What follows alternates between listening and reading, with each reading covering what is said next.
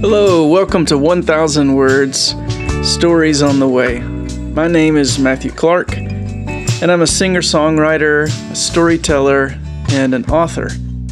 I started this podcast back in 2018, but I've been away from it for a couple of years since I've been pretty consumed with a big project called the Well Trilogy. The Well Trilogy is 3 albums of songs, and each album has an accompanying book of essays that are written by a variety of contributors. But now that the Well Trilogy is complete, I've got a little more bandwidth to get back to this podcast. So, I'm planning to post new episodes, hopefully weekly. But I'll also be touring with music and books a lot this year, so please sign up for my mailing list over at matthewclark.net. Follow me on Instagram and on Spotify and YouTube and all those places. And I'll put all those links in the show notes. And also, with every podcast, I post the full text of the essay from that episode over on my website at matthewclark.net/podcast. Also, if you do enjoy this podcast and the work that I do generally, please consider supporting me financially and with your prayers by becoming a patron partner. For more information about how to become a patron partner and support this work, go to matthewclark.net/partner to donate. All right, to kick off Season 6, I'd like to share some thoughts I've been thinking about while I've been working to fix up an old four-wheeler out at our family's farm in rural Mississippi. What started out as a more practical project, it wound up surprising me, as on a deeper heart level I felt unexpected joy and excitement about reclaiming an old, worn-out machine. So, here's this week's episode of 1000 Words, Stories on the Way. Reclamation. Fixing a four-wheeler.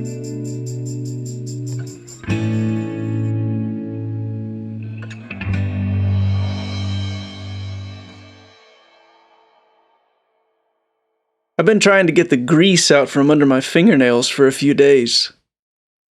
And there have been hours spent researching to find just the right parts, scouring YouTube for videos on how to fix this or that axle carrier, install a new carburetor, or what size spark plug socket to use on this 1986 Honda four-wheeler. It surprises me sometimes, but I can get delightfully lost in these details. My brother called it detective work. Restoring an old machine takes some sleuthing to see if you can puzzle out all the components to bring a rusty old farm implement back to life after years and years of neglect. I was telling my sister Angela a few days ago that I have a very specific memory of clinging to her as she drove this four-wheeler around a pasture when my dad and uncle first purchased it. I wanted to drive it so badly, but I wasn't allowed. I was only 6. However, my older sister was 11, and I could ride behind her as long as my dad could see us. Well, this past week, as I've been working on the old rust bucket, I can see that field where Angela and I rode the gleaming new vehicle back then. Except, it's not a field at all. No, not anymore. It's a stand of pine trees, nearly full grown now.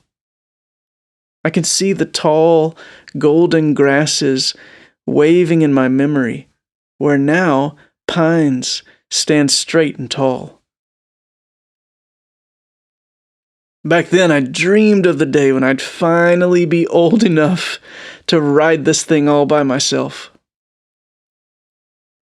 About this time last year, I saw the old four-wheeler languishing in the pole barn out at the farm. I'm not sure when it had last been cranked. The airless tires drooped like melted wax. Mud and rust mingled to cover the frame, and the seat cracked and peeled like gray paint curling on an old abandoned shack. The red plastic body had faded to dullness over the years. I felt sorry for it. But more than that, I felt like it was some piece of my childhood. Some old joy and combustion that no one had tended to for such a long time that it was slowly decaying into nothing. If something weren't done about it, it would be irretrievable before much longer. And the question arose in my mind, was it already too late? That set me to researching. I discovered that this particular model of four-wheeler, a 1986 Honda 4Trax 250, had, in its day, been a fine machine. I was surprised to find more than a few folks on YouTube excited to get their hands on one in order to fix it up. Could it be that this old thing was somewhat prized? I hadn't expected that. So far so good. I had a good machine. Good material to work with, it seemed. I guess that because of that, I was able to find a good bit of information on it. And what's better, it wouldn't be too difficult to find parts for the repairs. But then I got busy with other projects. The last book of the Well trilogy was wrapping up and the launch process needed attention. I put a bookmark in the story of reclaiming the old four-wheeler and set it aside, where a stack of other books inevitably piled on top of it.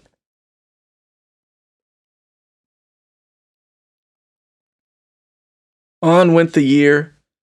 I was away from home for most of the second half, gone all of July overseas, home for 3 weeks in August before spending the rest of the fall on the road, touring with the songs and stories of the Well trilogy.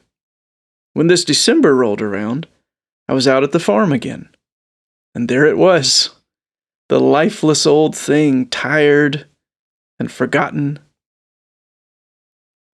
It would feel so good to hear that thing crank up again after all these years.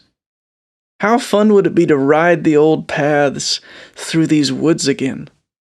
The ones that I haven't even ventured upon since this thing broke down. To crash through some mud puddle like a rain-tromping toddler, to weave through the acres, get to know this place better. It was just a week ago, as I was pulling the old gummed-up carburetor from the heart of the machine to transplant a new one, that the word reclamation popped into my mind. Entropy is always groping at our hearts, the long, lazy slump of decay, disregard, and carelessness seems to never tire of letting the air seep slowly from the tires. Here's this old thing that used to boom with ignition, spin out on the turf with a kind of eager combustion like a horse eager to run the race. Is it too late to pay attention to that old liveliness? To see where the rust has crept into the bones and to fight back with a little axle grease and TLC? For me, working on this four-wheeler feels like a way of practicing another kind of regard, another kind of healing maintenance. It's a work of hands-on reclamation, a choice to be a present, deliberate participant in not giving up to the easy deflation of life through the pinholes evil quietly pokes through the tires. To keep caring, to keep believing that life, hope, joy, and love are ultimate and indestructible realities. However, they are not automatic or passive realities.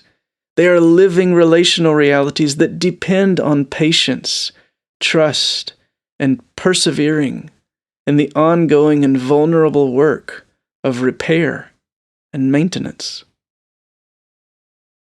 Ultimately, though, it is God's regard, His hands-on care, that will accomplish the grand work of reclamation in us and in this world.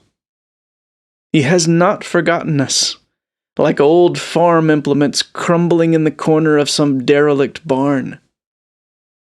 He has big plans for this little plot of earth, and there is a plot to earth, a story, a frame under all of this rust and decay.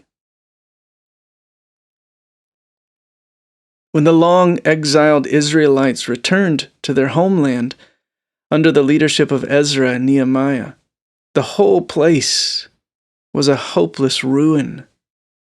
And the state of the land mirrored the people's broken-down hearts.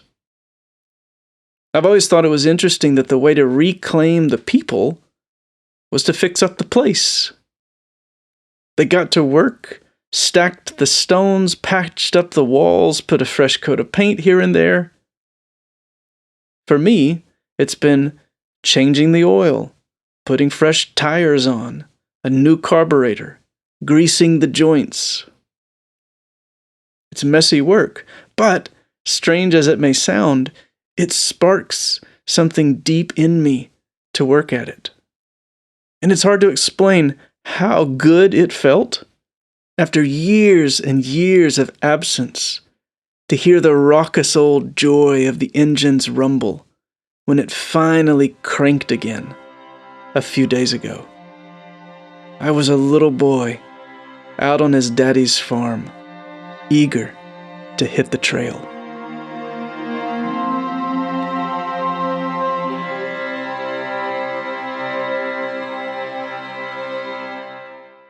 I'll remind you in this closing section of the podcast that the whole idea behind 1,000 Words Stories on the Way is that these episodes would be like the conversations pilgrims have as they walk along the way of faith in Jesus Christ, like a little record of the observations, stories, songs, poems, and whatnot that we share together in order to keep each other going towards the great joy set before us.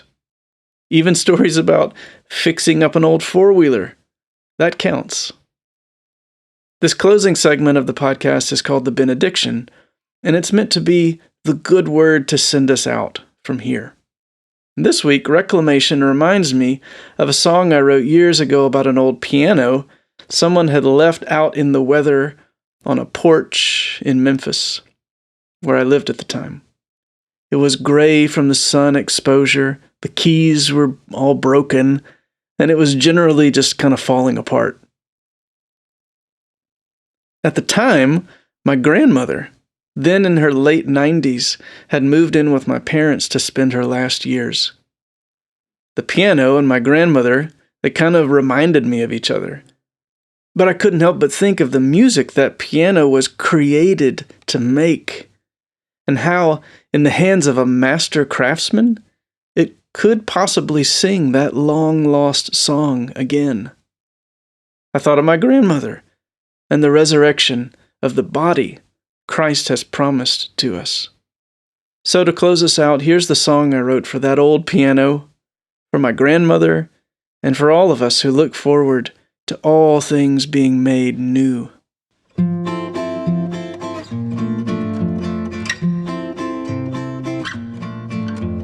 Dear old dilapidated friend, rough around the edges, decayed and sunburned gray. So quiet, so long, heartstrings so still and thin. Wait for me on the porch wait for me. I will light a torch from your hidden embers. Shake a song of old youth through your widowed members, and blush as fingertips brush your ivory skin. Sing your song again.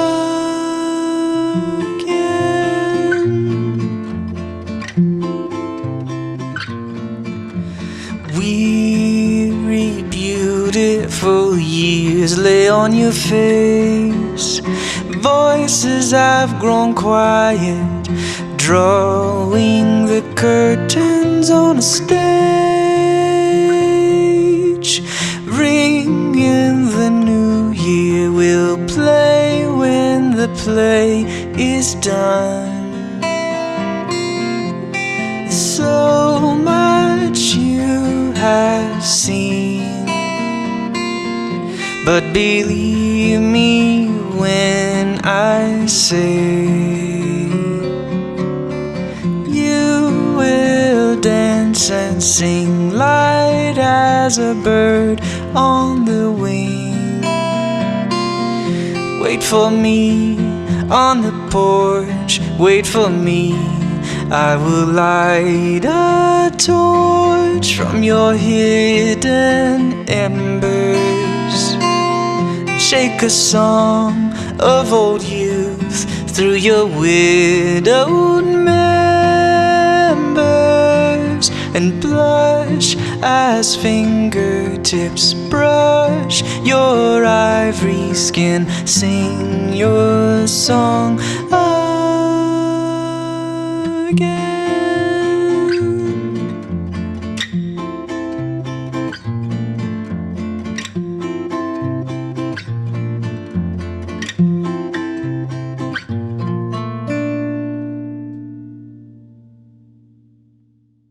Okay, folks. Don't forget to sign up for my newsletter, follow me on Instagram and Spotify, and please share this podcast with a friend if you enjoyed it. And support my work by becoming a patron partner. Go to matthewclark.net/partner. That's all for now. I'll see you next time on 1000 Words, Stories on the Way. Thanks for listening.